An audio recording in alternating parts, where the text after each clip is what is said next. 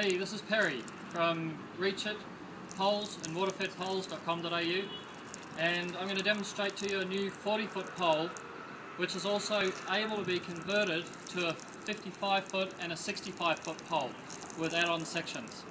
So firstly, I'm just going to put the pole up the building and show you how beautiful it is. If you come up close, you'll just see very nice clamps, adjustable with an Allen key, and then really the most upmarket carbon fibre product. That is just, you can't hardly hear it moving in and out of the clamp. The clamp locks it really tight. So beautifully engineered.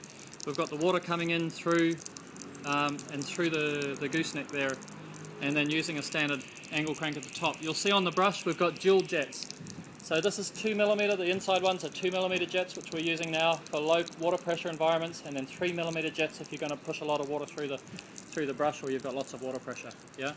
So that's the Brush-it from Reach-iT, and away we go. So I'll put the pole up and you'll see the amount of flex in the pole.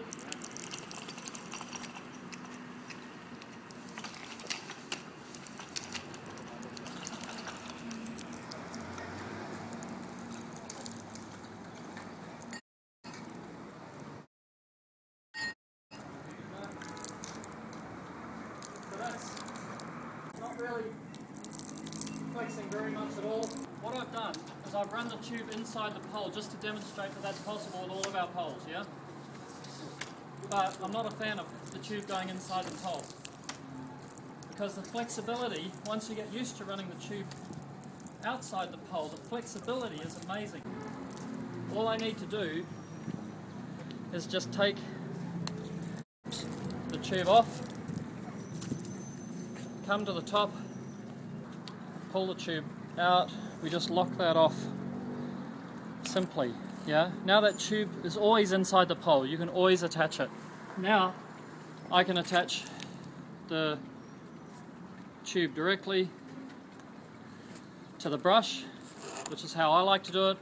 I like the tube going down the face of the building. Yep. And the guys who like the tube under their feet will tell you all day long, but one of the biggest reasons to run a tube inside a pole is to make sure that you can only have one brush, one tube, one pole. You want to go to 45 feet, you have to buy a 45-foot pole. You want to go to 35 feet, you buy a 35-foot pole. That's the way they do it. We finally got it. We can give you one pole, does every height. 1 story, 2 story, 3 story, 4 story, 5 story, 6 story. Yeah? So you have a look at this. Now, I'll take this. Initially, I'm going to use the standard gooseneck, yeah, just so you can see it. And I've got the tube. If I want to control that tube, I can turn the pole twice or 3 times and hold the tube close to the pole. I want to reach a little bit more, and so what we've developed is a 10-foot extension. Yep. So this is a 10-foot extension. It's a 2-part pole. And you can see how light the pole is. I can just hold it up. You just put it in there, lock it off. Now I can go up another 5 feet, open this clamp, pull that section out. Now I'm up, that's another 10 feet. And I can do that. I've got a constraint on the top, but I can do that over and over again. That's as far back as I can go on this demonstration for this building. Yeah. But you'll see near the top it's starting to flex a fair bit, and I'm going to show you in a second how to deal with that. If you get up to around over that 45 feet, the pole is definitely going to have some flex in it. So you can see there, if you're working it at that height, it's got a little bit of flex in it, yeah? A little bit more than what you might like. So, I'll show you how we fix that. We take the 8th section off.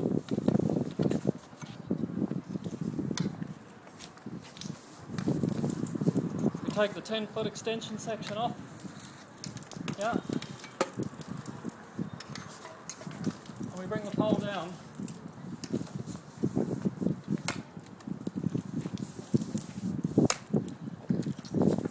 What you'll love about this pole, there's no glue in the clamps.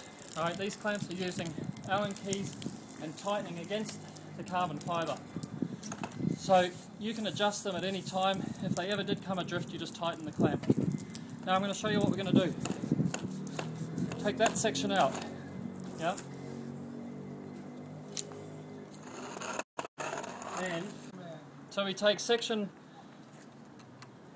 1 out. We can put the gooseneck in, attach the water supply. By the way, this is the new silicone tubing that we're using. It is incredibly soft, flexible, lies flat every time. Yeah. So now you have a look at this. I'm going to do all that again, but now with a gooseneck with a proper angle. When we get up to 55 feet, yeah, you'll see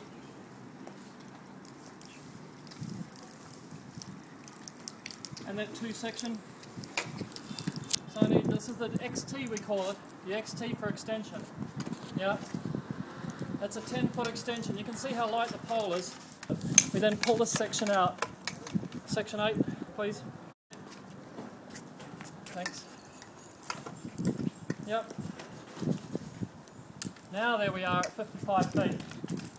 Yeah, I can lift that across under there so you can see the pole. And you can see that rigidity has been increased amazingly, yep. That's completely usable. No issues with flexibility being a problem. Like, that's completely rigid in a working environment, yeah. So that's a 55-foot application, and we can add more and more. So you can go to 65 feet, 75 feet if you can handle it. The technology is the one pole, the one set, yeah? Up to 40 feet, use it as a telescopic pole. Over 40 feet, push it up 10 foot at a time, and you can reach 1 story for every extension set that you buy. You can see the benefit for running that tube. If you're using a light tube, a lot of people, I'll just point over there to the micro tube, a lot of people are heading towards that yellow stuff, thinking that it's safe under their feet. Well, it's never safe under your feet. But that tubing there is really heavy. Compared to this, it would be 2 or 3 times heavier. And the internal diameter of this is 5 millimeters, which means every 10 meters of tubing, you're carrying 100 grams of water. It's never heavy with these lightweight poles, lightweight goosenecks, lightweight brushes. Having the tube going up and down the face of the building is not an issue. You've got to try it, you've got to have a go at it. Everybody's going to argue if they've never done it, like the Tucker boys and all that. But we've been doing it for years, and everybody that we've talked to has been converted. Yeah. So this is Perry Tate from waterfedpoles.com.au, carbonfibrepoles.asia, and Reach-it.asia. Thanks.